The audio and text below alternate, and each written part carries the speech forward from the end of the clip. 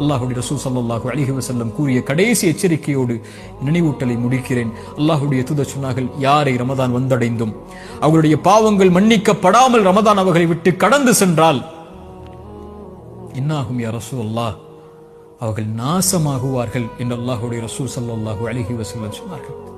இந்த ரமதான் அல்லாஹ்வுடைய அருளை பெறுவதற்கான மாதம், ரமதான் தொழுகைக்கான மாதம், ரமதான் குர்ஆனுக்கான மாதம், ரமதான் நோன்பிற்கான மாதம். யா பாகியல் கைரி அக்பில், நன்மையில் விரைபவர்களே முன்னேறுங்கள் என்று அழைப்பு கொடுக்கப்படும்.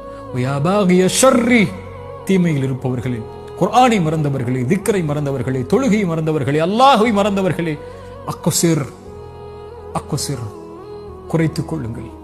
வலில்லாஹி உத்தகாஉ மினன் நார், நரகத்திலிருந்து இந்த ரமதானில் விடுதலையாக கூடியவர்கள் இருக்கிறார்கள்.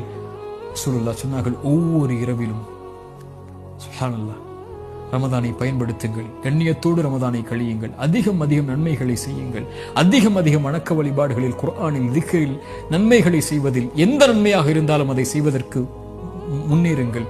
அல்லாஹ் ரப்புல் ஆலமீன் ரமதானை அடைந்திருக்கக்கூடிய நமக்கு ரமதானை முழுமையாக கழித்து இன்னும் பல ரமதானை வாழ்வில் அடைந்து சொர்க்கத்தில் நுழைந்து நரக விடுதலையை பெற்று, அதிலும் குறிப்பாக அல்லாஹ்வுடைய தூதர் ஸல்லல்லாஹு அலைஹி வஸல்லமோடு ஜன்னத்துல் ஃபிர்தௌஸில் அவர்களுடைய தோழர்களோடும் குடும்பத்தார்களோடும் நானும் நீங்களும் நம்முடைய குடும்பத்தார்களோடு வாழக்கூடிய பாக்கியத்தை அல்லாஹ் எனக்கும் உங்களுக்கும் தரட்டும். ஜஸாக்குமுல்லாஹு கைரன். அல்லாஹ் உங்களுக்கு நற்கூலிகளை வழங்கட்டும்.